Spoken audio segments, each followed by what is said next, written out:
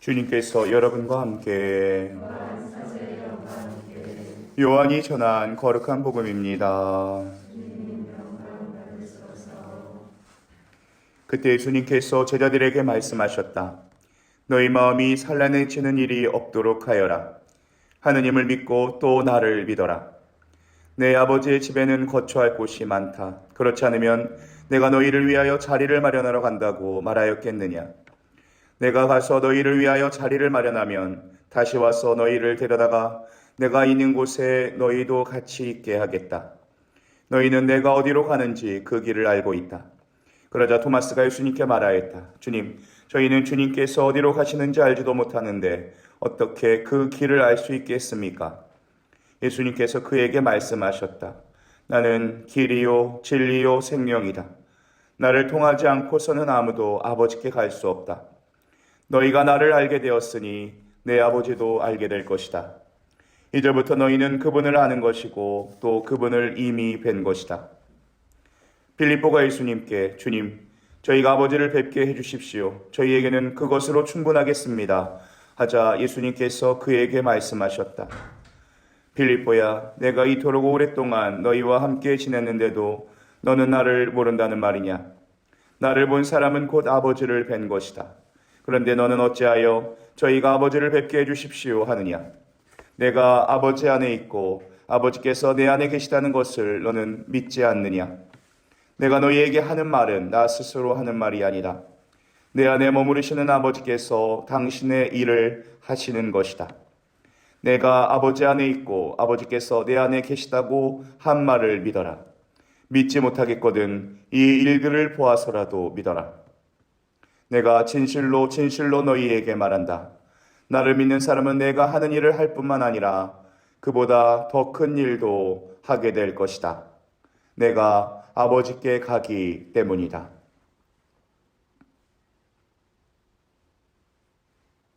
주님의 말씀입니다.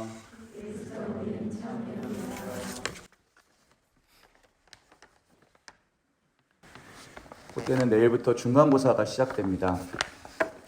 신앙생활의 핵심을 기술하시오 하면 뭐라고 적으실 거예요?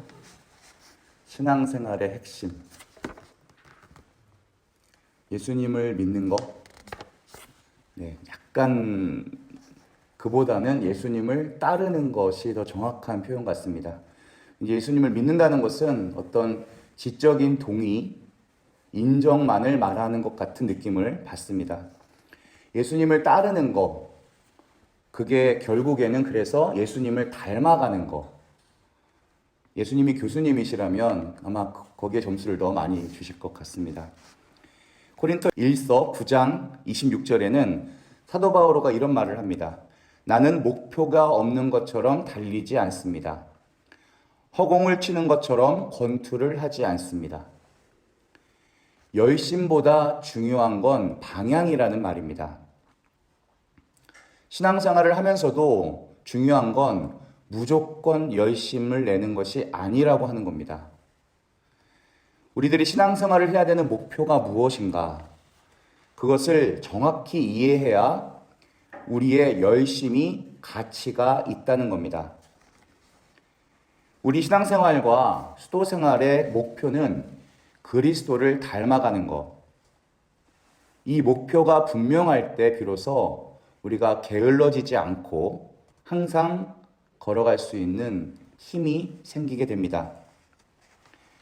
그럼 그리스도의 어떤 면을 닮아야 하는 걸까? 에페소서 4장 15절에는 우리는 사랑으로 진리를 말하고 모든 면에서 자라나 그분에까지 이르러야 합니다. 모든 면에서 자라나야 한다고 말하고 있습니다. 또 콜로새서 2장 3절을 보시면 그리스도 안에 지혜와 지식의 모든 보물이 숨겨져 있습니다. 예수님만이 참 지혜이시고 세상의 모든 지식을 갖고 계신 분이다. 우리는 예수님을 나를 위해 죽으신 분으로는 쉽게 인정하지만 참 지혜로우신 분이라고 인정하기엔 조금 더딥니다. 나를 위해 죽으신 분이라는 건 잘 알지만 세상의 어떤 지식과 지혜보다 뛰어나신 분으로 인정하는 것은 쉽지 않습니다. 우리가 생각하는 해답들이 많이 있지만 그것들은 다 일시적인 것들이고 정말 근본적인 해답은 예수님을 닮아갈 때, 우리 삶을 예수님이 다스려 주실 때 모든 인생의 문제는 해결되기 시작한다라는 믿음입니다. 그래서 영적 성숙이라는 것은 어제보다 오늘 더 예수님을 닮아 있다는 겁니다. 작년보다 올해 그리스도를 더 닮아 있는 것. 초점이 다른 곳에 맞춰져 있으면 우리는 신앙생활을 열심히 할수록 열매가 덜 맺히게 됩니다. 반드시 목표로 삼아야 되는 그 초점, 예수님을 닮아가는 것, 그것을 잊지 않는 저와 여러분이 되길 소망합니다. 하느님께서 우리를 만드실 때 바른 관계 속에서 살라고 만드셨어요. 관계성이 깨지면 인간은 불행해집니다. 이 관계에는 크게 세 가지가 있어요. 하느님과 바른 관계 안에 머물고, 사람들과 바른 관계를 누리고, 또 물질과 바른 관계 안에 있을 때 사람은 세상을 다스리고 돌볼 수 있는 그 사명을 감당해낼 수가 있습니다.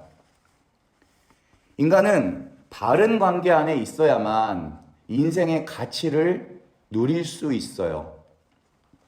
그래야만 행복할 수 있습니다. 창조주 하느님과 인격적인 관계 안에 머물고 주변 사람들과 원만하고 편안한 사랑의 관계를 나눌 수 있고, 또 하느님이 주신 물질을 잘 사용했을 때 그 삶을 회복할 수 있고 인생의 가치를 누릴 수 있다는 말씀입니다. 하느님은 원래 우리를 그렇게 창조하셨어요. 근데 문제가 뭐냐면 창조 세계에 죄가 들어왔다는 겁니다. 죄가 뭐죠? 우리가 수도 없이 죄에 대해서 이야기를 사순 때 나눴지만 자기중심성입니다. 자기를 세상의 중심으로, 자기를 세상의 주인으로 내세우는 게 죄의 뿌리이고 이것으로 인해서 모든 게 다 깨어지기 시작하는 겁니다. 자기 중심성이 생기기 시작하면 관계는 다 깨어지게 되어 있어요. 나를 주인으로 생각하면 하느님과의 관계가 깨어지고 사람과의 관계, 물질과의 관계가 깨어지게 되어 있습니다. 그래서 우리가 이 시대를 살아가면서 갈등이 있고 어려움이 있는 이유는 바로 죄성이 우리 안에 있기 때문이에요.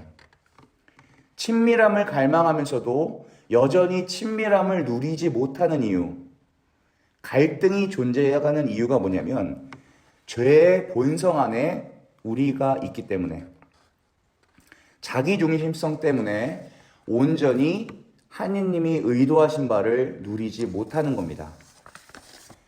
그럼 하느님 의도하신 관계가 뭐냐? 하느님을 신뢰하고 사람을 사랑하고 물질을 잘 이용하는 거예요.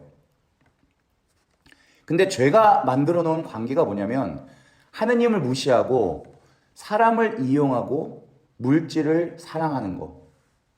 이 관계가 뒤죽박죽 돼버렸다는 겁니다. 이것이 성경이 말하는 타락의 모습이에요. 타락했다는 건 뭐냐면 관계가 뒤틀렸다는 거. 신뢰의 대상과 사랑의 대상과 이용의 대상이 다 뒤죽박죽 돼버린 거. 죄가 만들어낸 이런 관계성 속에서는 사람은 절대 행복할 수 없다는 게 성경이 말하는 핵심입니다. 이런 뒤틀린 관계 안에서 우리가 아무리 많이 가진다 한들, 아무리 높이 올라간다 한들, 아무리 문제를 잘 해결한다 한들 평안할 수가 없다는 거예요. 왜냐하면 이거는 하느님이 원래 원하신 의도가 아니기 때문에. 그럼 성경이 말하는 구원의 핵심은 간단히 말하면 본질로 돌아가는 거예요. 하느님이 의도하셨던 관계를 회복하는 겁니다. 우리는 그리스도의 피로, 그리스도의 십자가로 우리 죄가 다 사해지고 관계가 회복되었다.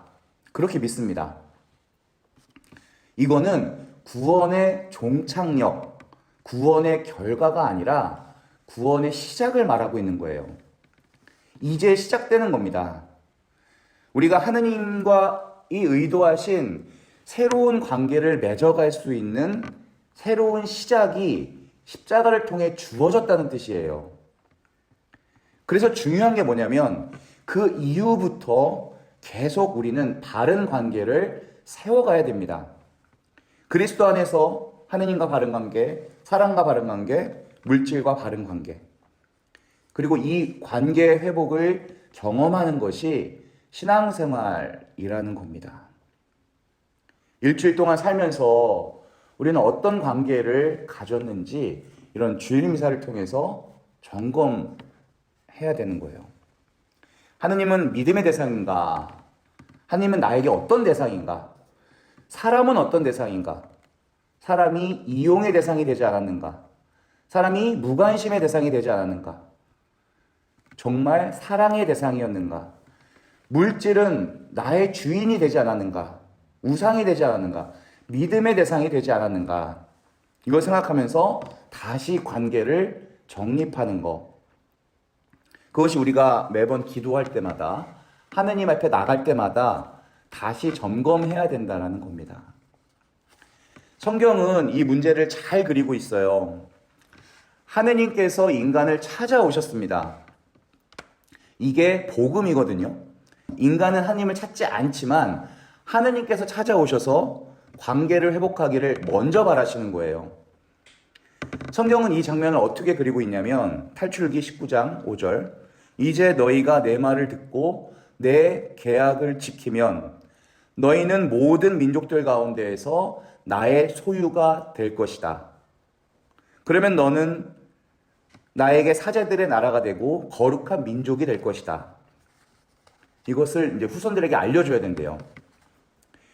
이스라엘 백성이 이제 당신의 백성으로 살겠습니다 라고 약속했을 때 하나님께서 요청하신 게 뭐냐면 그래 좋아 잘 살아라 이게 아니라 그러면 이제부터 너희는 내 말대로 살아야 된다라는 거예요. 그런 결단을 이스라엘에게 요청하신 겁니다. 그래서 알겠습니다. 우리가 말씀대로 다 살겠습니다. 그렇게 고백할 때 무엇을 주셨냐면 율법을 주신 거예요. 그 탈출기 20장부터 23장까지 쭉 이어집니다. 너 이렇게 살라는 거예요. 그 말대로 순종해야만 나의 백성이 될 수 있다. 여기서 잘 봐야 될 것은 하느님의 관계는 그냥 회복되는 게 아니라는 거. 하느님 백성으로 산다는 거는 그냥 살아서 그냥 이루어지는 게 아니라는 거예요. 이게 분명해져야 됩니다. 니네가 나를 믿겠다고 하면 내 백성이 되겠다고 하면 잘 살아라. 그 마음 변치 말아라.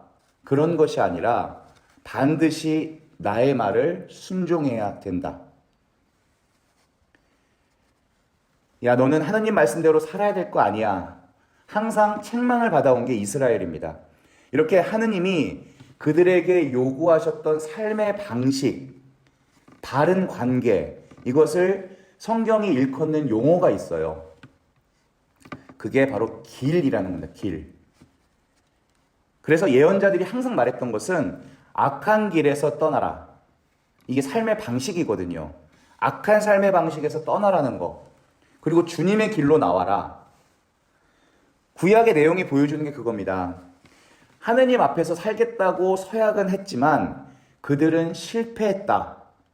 그 길로 나가는 데에 실패했다는 거예요. 그리고 예수님이 오셔서 말씀하십니다. 나는 길이요 진리요 생명이다. 첫 번째 아담은 그 길로 나가는데 실패했어요. 이스라엘도 실패했습니다. 근데 두 번째 아담인 그리스도께서 또 새 이스라엘이신 그리스도께서 온전히 그 길로 순종하셨다. 그래서 예수님을 율법의 완성이라고 말하는 거예요. 율법을 폐지하러 온 것이 아니라 율법대로 온전히 사신 분, 이걸 성경이 선언하고 있는 겁니다. 구약에서 계속 말했던 주님의 길, 그 길이 바로 예수님이다. 그 얘기는 하느님의 말씀대로 산다는 것이 과연 어떻게 사는 것인지를 예수 그리스도 안에서 제대로 발견할 수 있다는 얘기예요. 그래서 말씀대로 산다는 것은 예수님을 닮아 살아간다는 의미입니다. 말씀대로 순종을 하면 어떤 모습일까? 예수님의 모습이라는 거예요. 그래서 성경은 예수님을 따르라고 초대하고 있는 겁니다. 그래서 죄 가운데 살던 사람이 바른 관계로 돌아가는 것, 세상의 방식으로 살던 사람이 순종의 삶으로 바꾸어 예수님을 따르겠다고 선언하는 것, 이걸 성경이 뭐라고 할까요? 회개라고 합니다. 회개. 그래서 회개는 내가 잘못했네, 내가 잘못 살았네, 이게 아니에요. 성경이 말하는 회개는 삶의 방식을 바꾸는 걸 얘기하는 거예요. 내가 살아왔던 게 세상의 방식이었구나, 하느님의 의도한 게 아니었구나, 죄에 뒤틀린 관계였구나, 그래서 그 안에 생명이 없었구나, 기쁨이 없었구나, 행복이 없었구나, 이거를 깨닫고 거기서 멈추는 것이 아니라 삶의 방식을 바꾸는 것, 예수님이 요청하시는 방식으로 살아가는 것, 이게 성경이 말하는 회개입니다. 삶을 고치는 거예요. 회개했다고 하지만 과거에 살던 방식을 그대로 살고 있다면 회개가 아니라는 겁니다.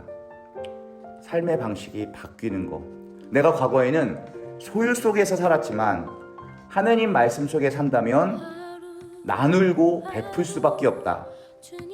회개의 열매는 삶의 방식이 바뀌는 거기 때문에 부담이 되신다면 그래야 된다고 생각합니다. 바른 관계, 신앙의 초점은 그리스도를 닮아가는 것, 닮아가도록 우리를 부르셨다. 그래서 어제보다 오늘이 더 닮아 있어야 된다. 그리스도를 더 많이 생각하고 있어야 된다. 그것이 모든 것의 해결이라는 것을 알고 그분을 더 잘 따를 수 있는 저와 여러분이 될 수 있도록 기도합니다. 아멘.